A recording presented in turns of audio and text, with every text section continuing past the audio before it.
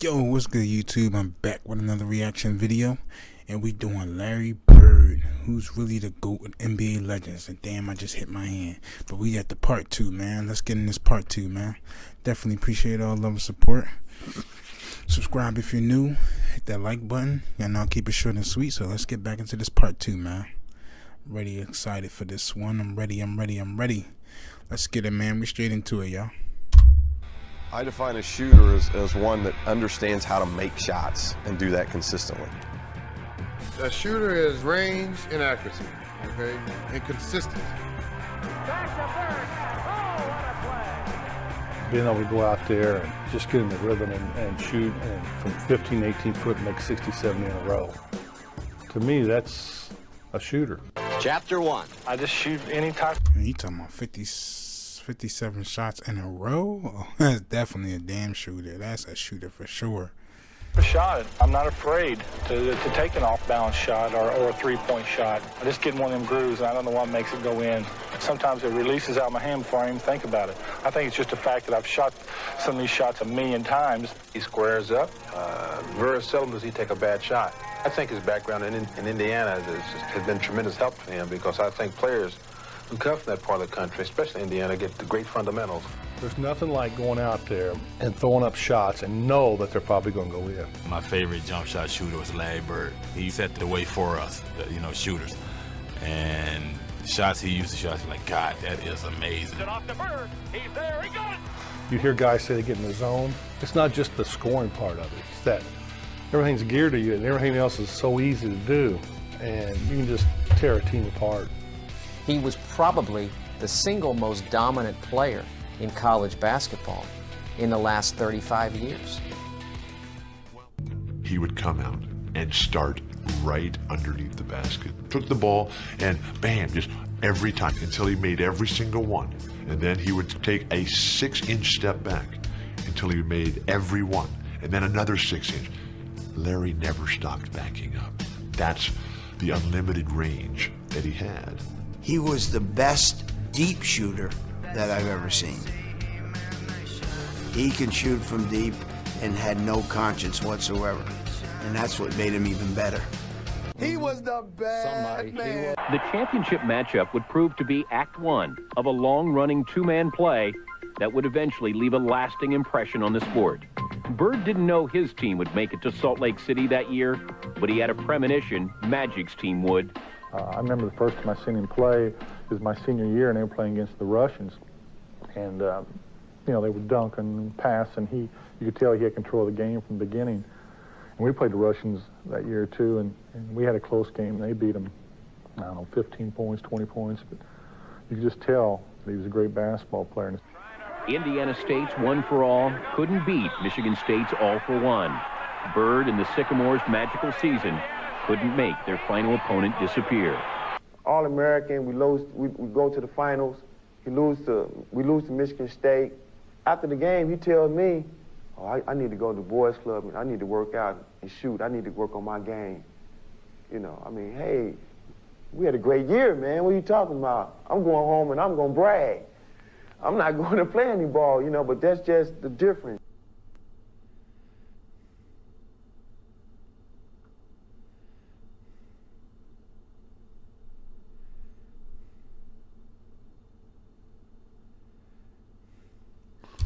Okay, so if anybody knows back at that time, he says 6 overall. So who was higher than him? Who was the people that came in higher than Bird? That's what I want to know. I'll probably have to look it up, but if y'all know, tell me in the comments. When Larry Bird left behind the towns of French Lick, West Baden, and Terre Haute, Indiana to come here to the city of Boston, the hopes and dreams of an entire franchise were pinned squarely on his shoulders.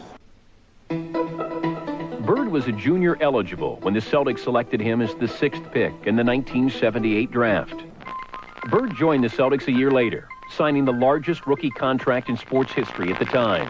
Bird was entering the NBA at a time when 80% of its starters were black.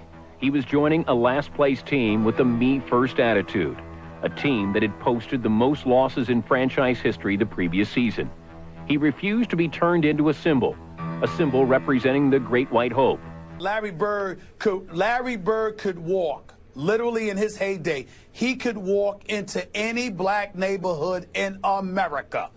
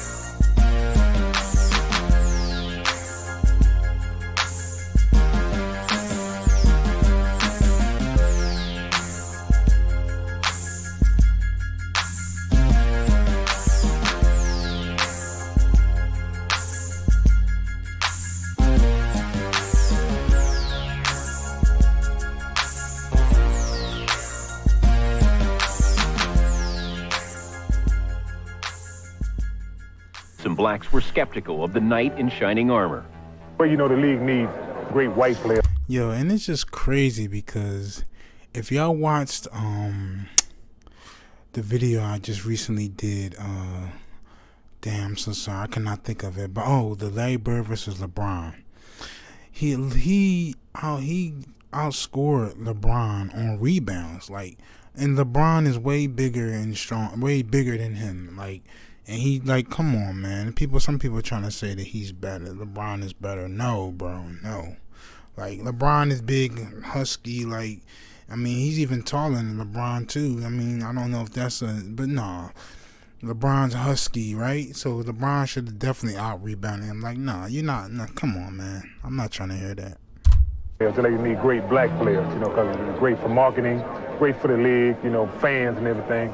And so I thought they were really just pushing somebody to be a great white player. I didn't think he was as good as everybody's saying he was. But once I came in and started playing with him, I realized then that everything they said about him was true. You know, we sit back out and have a beer out in the locker room, and we was maybe talking. It's like, you know, white boy just lit you up. And I used to always say that, you know, like to my friends, it's like, yo, is Larry really that good? I used to say, like, yeah, that's the baddest white boy I ever played against.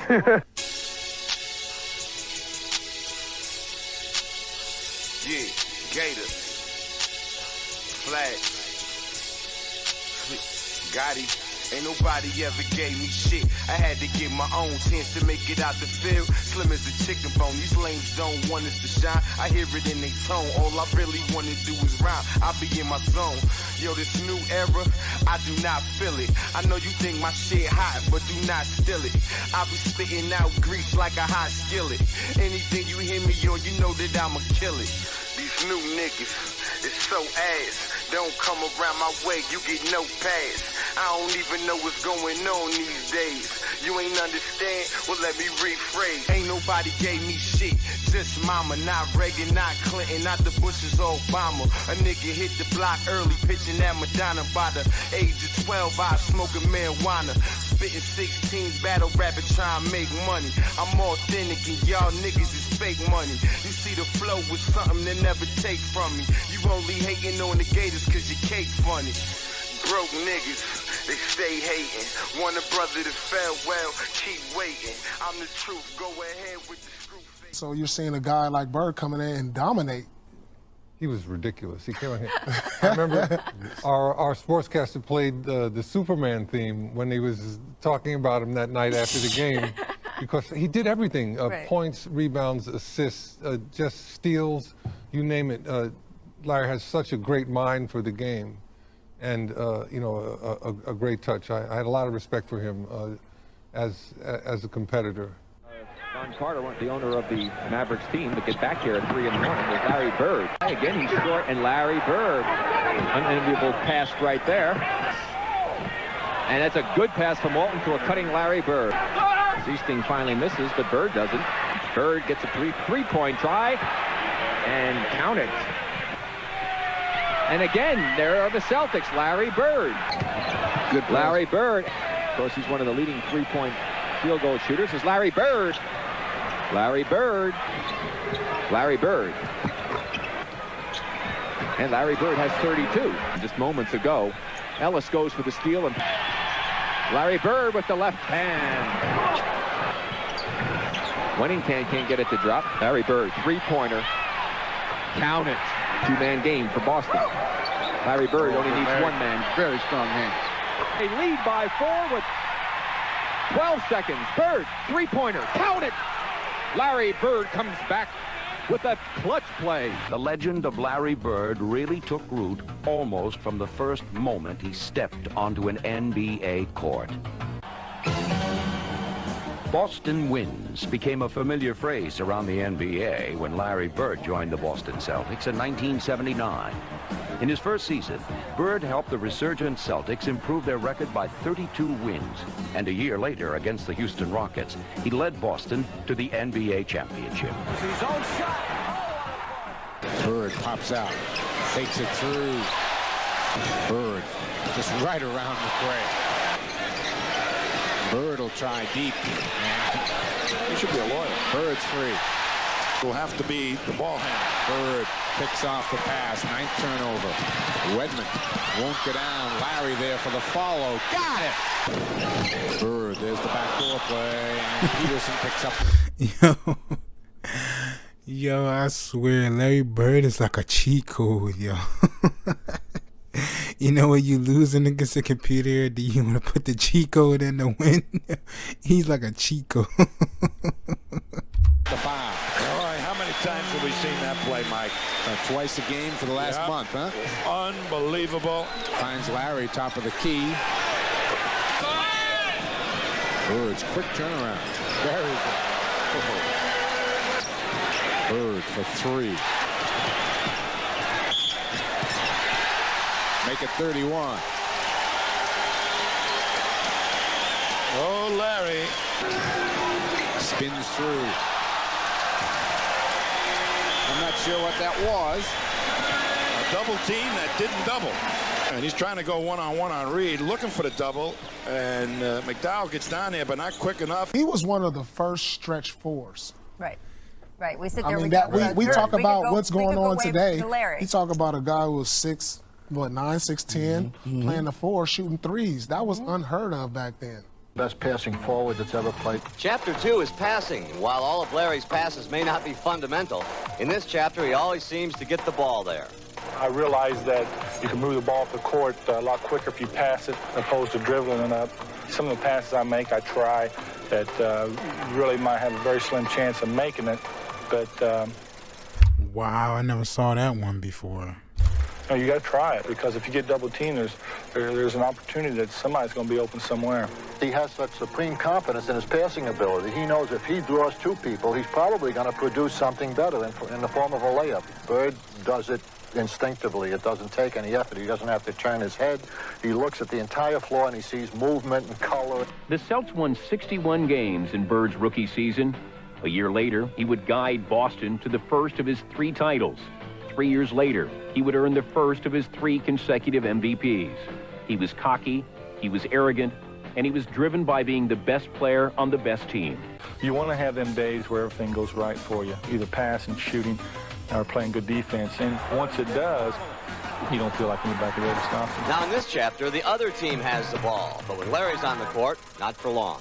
It's all anticipation. You watch the other team, you watch the plays that they call, you watch the plays that the coach calls from the bench, and you anticipate where the ball's going, and you anticipate what your man's supposed to do, and you just go from there. It's a lot of luck. Tony holds the ball, and Bird steals the ball from Tony. And that's it. It's all over. He isn't blessed with a great deal of jumping ability, but he's blessed with knowing where to put his body. He puts his body on the right part of the floor to defend. He has great anticipation. And the final chapter. Yeah, I got some Wilt Chamberlain videos definitely coming. In the clutch, we find out just why Larry Bird is rewriting the book of basketball and soaring over all challengers. With a dedication unmatched in sports, we now know why they say, get the ball to Larry. Sometimes he gets in the fourth quarter and 3 or 4 minutes ago and everybody will come and say, okay, Larry, it's time to take over. You know, that's the greatest feeling in the world. Here you're playing with some of the best players in the game, and here they come to you and say, okay, it's time to take over the game. And that's a heck of a feeling.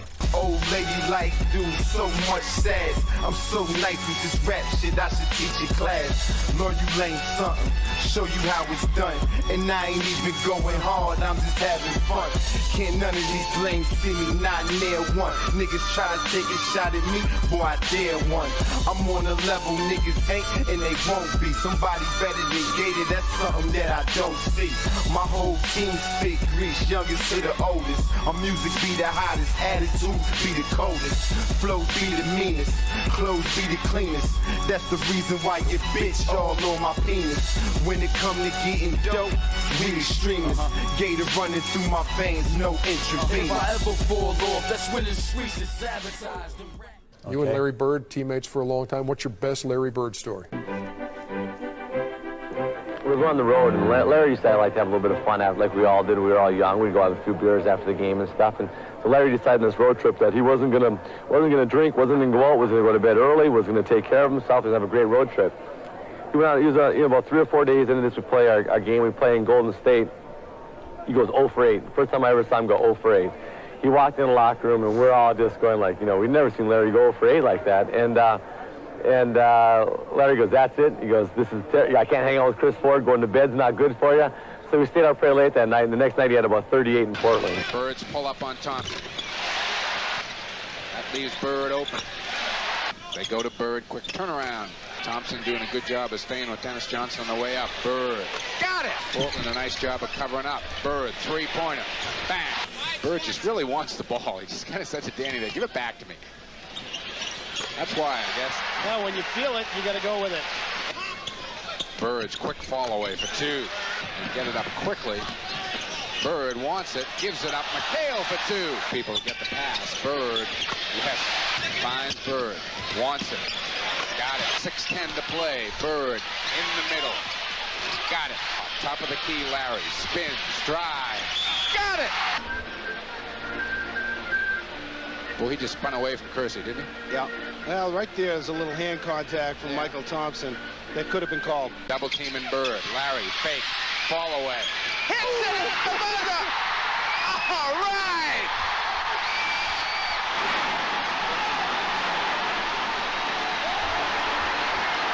Unbelievable.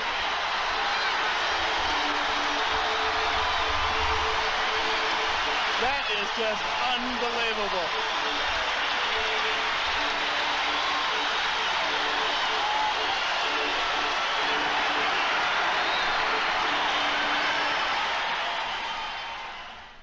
But the magic of Larry Bird was not on the basketball court, was not in the locker room. It was in his ability to create an atmosphere. But I remember the one time we played Indiana in the playoffs. This is the first time he's come back. So he walks through the tunnel. I'm in the layup line, and all I hear is a loud roar. I'm like, man, who? I'm thinking, Russell, Cousy, somebody in the building, and it's Larry Bird. They're chanting, Larry, and this is the playoff game. And it was like, whoa, they go, Larry, this is my first time seeing him this close. Right. So, he's just left an aura. Bit of a break tonight with Ken Norman. But you've got to be careful. Gamble gives for Bird. He hits his second shot. Bird, the trailer. Yes. Gives to Bird, who just came back in. Yeah! 3-on-1. They give to Bird. Back to Gamble. They go to Charles Smith. Bird blocks the shot. Self's trying to get hot. Bird's shot is good over Smith. Reggie comes away with it. Bird in his range. Bird pops out off the pick. Bird leans to the 3. Here's Bird's backbreaker. Fakes using the Parrish pick, and as the defense collapses, he steps back. Watch him now. Well, we didn't see it. Watch him give Bannister the sign for the high five, and Bannister gives it back to him. No wonder they don't have leadership. You would have punched him in the mouth. Exactly. At least kick him in the groin or something nasty, you know. Hey man, sometimes you can't help it. You're like, damn, yeah, you got me. Oh, bless it. Bird again, alley-oop. Oh, boy. How well he does it. Larry was just an intense competitor. Not one word ever said on the court between us. You couldn't ask for some better talent than what you have here tonight. Bird and Marcus Johnson. I remember we were playing him one time, and Kersey, this redhead referee, was reffing, and our game plan with me was always to try and play him physical, to kind of, bump him off his game, try and deny him the basketball. And Larry told Jess Kersey, like, Red, get him off me. And Jess Kersey, hit me with 2 quick fouls. And I just looked at Jess like, Jess, come on, man. What the heck is this? But that's kind of the stature that Larry had started to reach after about 3 or 4 years in the league. And I'm frustrated as I've ever been as a basketball player. You just get that feeling that you just can't miss. The great players get it a lot more than the average players. I mean, I see it happen with Larry Bird more often than any other player in the league. And so I went back to my room and I wrote this poem. And the poem goes, it's out of my hands. No control, no say, acquiesce to someone's demands. It's out of my hands. Rule of thumb is to act real dumb and pretend that there's nothing wrong. But if your senses are real and your mind is intact, it's kind of hard to go along. It's out of my hands. You acquiesce to someone's demand. You play the game, you perform the role, but then you try real hard not to console yourself too long after you're through. Because it's not really a test of a man, but only when the scale is grand, you find who's really who. It's out of my hands. It was a release of frustration and just trying to remind myself that there are bigger things in basketball and not to get so wrapped up into what was going on the basketball floor that it caused me to be bitter and to be angry and to be frustrated. While his wars were with Magic, his battles were waged with the rest of the league. It was a tie game. They had the ball and DJ was stalling the basketball. And Larry was kind of standing outside behind him, like denying him the ball. And they called a timeout, and he turned around and looked at me and said, I'm going to score right here on you. And I said, I know you will. I'll be ready. 10 seconds. 5, and Bird has the basketball. Look out. 2 seconds on the clock, and timeout used by the Sonics. And he shot a turnaround jump shot. And I just looked back, and the ball just went in, hit all net. And he said, I told you so. Another time, it was when we was playing him, he had like 42. Kemp was a freshman. He told Sean Kemp that I'm the best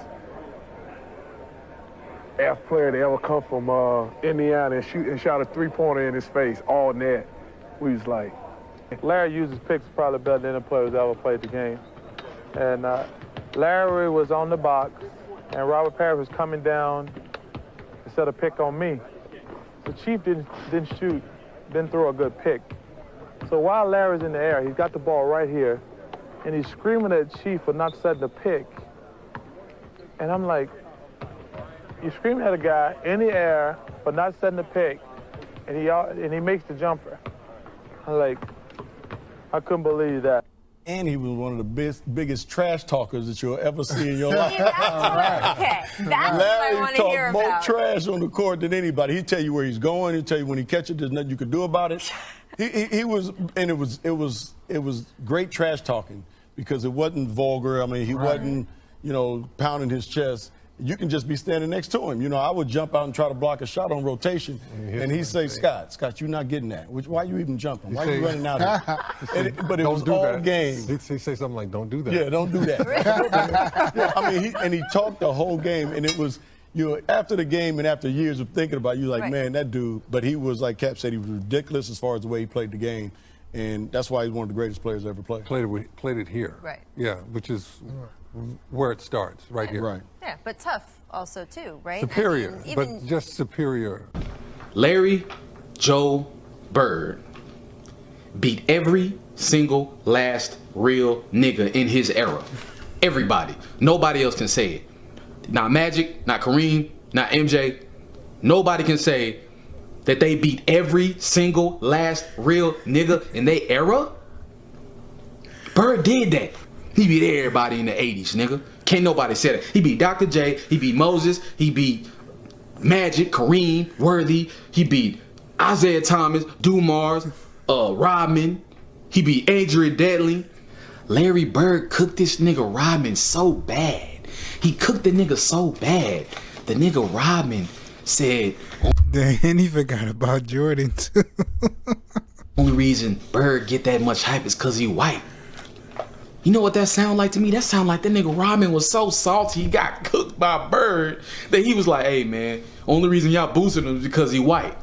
He beat how many, bro? You know how many niggas Bird beat, bro? Can't nobody say that MJ didn't beat Bird. MJ didn't even get a game. Not one, bro. Not one. God is Yo, he's speaking so much facts, yo. This is crazy, yo. tennis shoes. The GOAT. That's my man, but he swept him. And you know what sweep means? That means I think he beat him in Boston. And then he went to Chicago. See, my thing with him beating Jordan is, damn, Jordan, you couldn't get one? You feel me? Jordan couldn't even get... Yo, this is crazy, bro. Get one.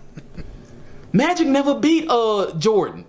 You feel me? When you really, like, line it up, like, Kareem never beat Michael. You know what I'm saying? Like, nobody can say that they beat everybody.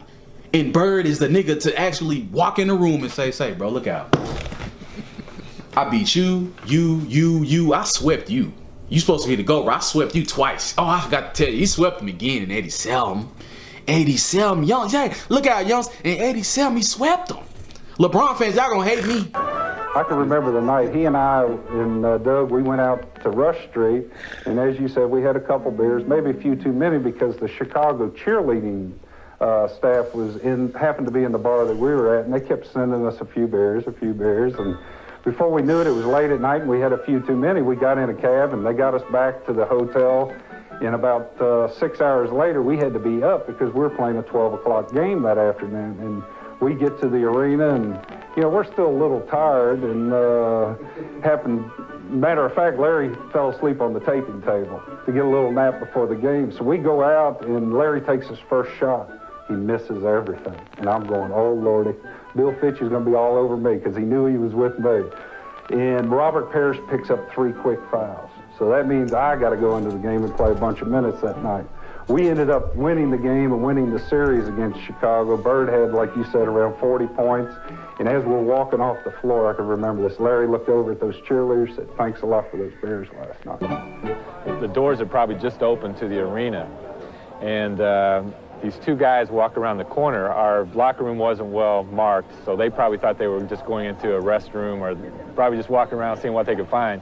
They happened to walk into our locker room, and I could tell when they first walked around the corner that they were just like shocked that they were in the Celtic locker room all of a sudden. And Larry, as soon as he sees them and he knows they're not supposed to be there, he says, oh, hi guys, come on in. And he invites them in the locker room, invites them to have some popcorn. The ball boys had already got some popcorn in there, and these guys are just like shell-shocked, you know, that they walked into the place and now Bird's making them stay in there, and they're like scared to death.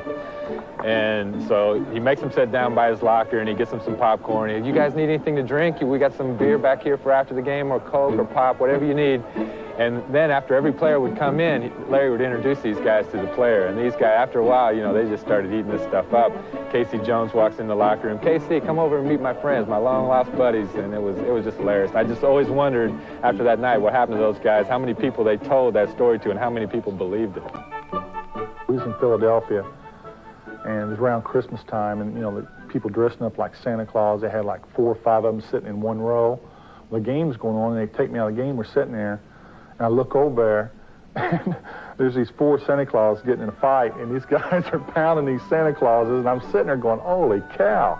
I said, what's all these kids think about this? You know, sitting in the stands, and they look down there, 4-year-old kids, hey, Mommy, there's Santa Claus, and all of a sudden you see him in a fist fight with some guy behind him.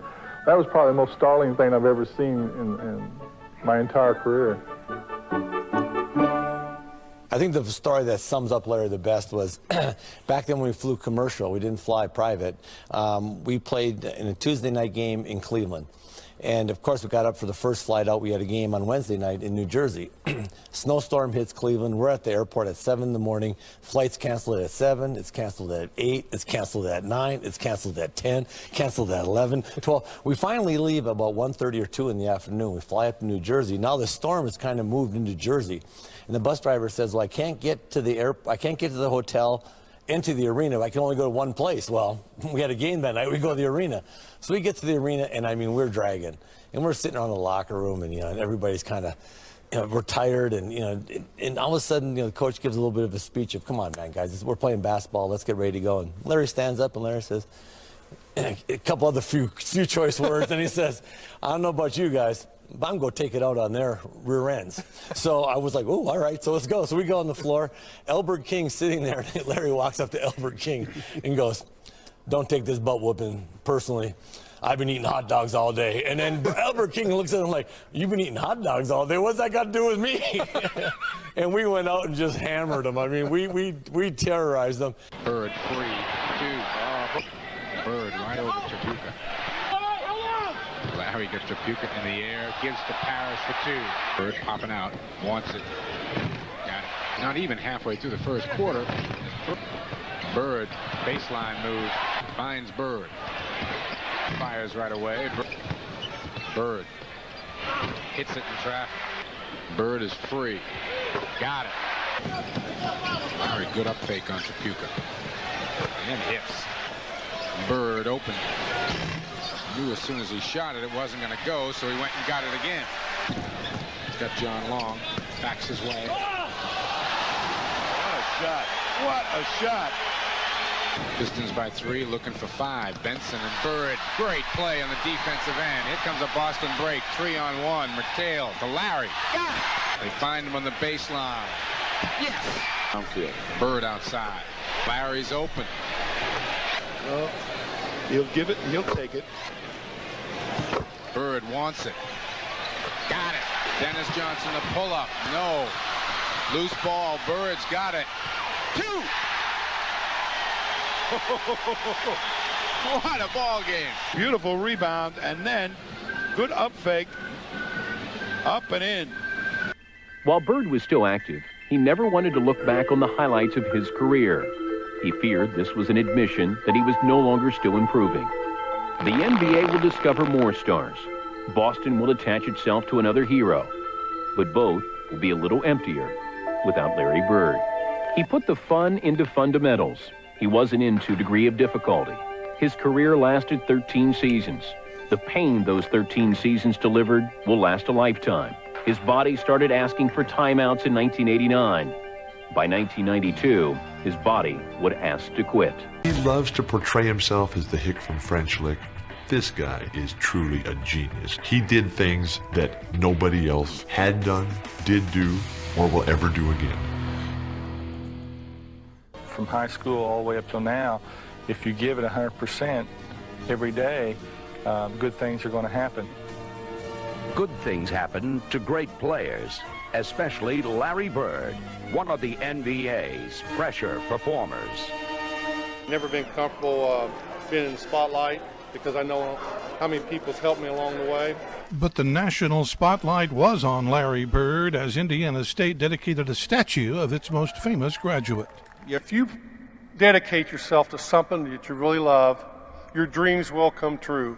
I know I'm living proof of that. 3, 2, 1. It was also about dedicating a statue first envisioned by Indiana State students to be taller than the one at Bird rival Magic Johnson's alma mater. The statue from the top of the basketball to the sidewalk measures 17 feet 1 1/8 inches. That is enough to dwarf the 12-foot structure at Michigan State. I want to thank you so much for this day. This statue means so much to me, but I hope the future generations of young kids drive by here, maybe they'll aspire 1 or 2 of them. Hopefully they'll aspire a lot more, but if we can just help 1 kid or 2 kids to reach their dreams like I did, I'll be very happy. Thank you. I love you, I respect you, and I admire you.